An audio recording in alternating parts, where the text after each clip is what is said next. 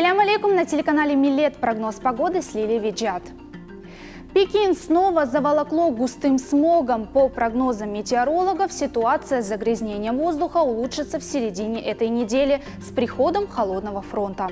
В воскресенье утром концентрация опасных для здоровья твердых частиц в воздухе, согласно данным Национального метеорологического центра, составила 130-241 микрограмм на кубический метр.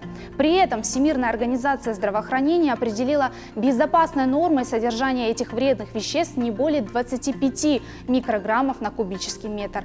Вот такие данные от метеорологов. А теперь о погоде в Крыму в ближайшие сутки. На западе полуострова, в Евпатории и Черноморском весь день будет ясным. Только утром ненадолго небо покроется облаками, будет без осадков. Утром +3, днем +5, ночью +1.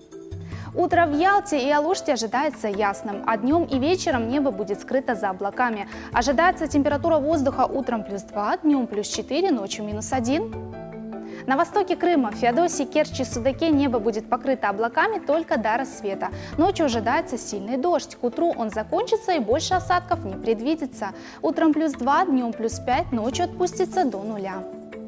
В Джанкое и Красноперекопске утро и вечер будут ясными. Днем ожидается облачность, утром -2, днем до +4, ночью -5. В Севастополе с утра и до самого вечера небо будет скрыто за облаками. Днем пойдет мелкий дождь, но ближе к вечеру он должен затихнуть. Утром +3, днем +6, ночью температура воздуха отпустится до 0. Вечером в Симферополе возможны прояснения, но на протяжении почти всего дня погода будет оставаться пасмурной. Ночь и утро пройдут без осадков, днем ожидается мелкий дождь со снегом, который к вечеру должен закончиться.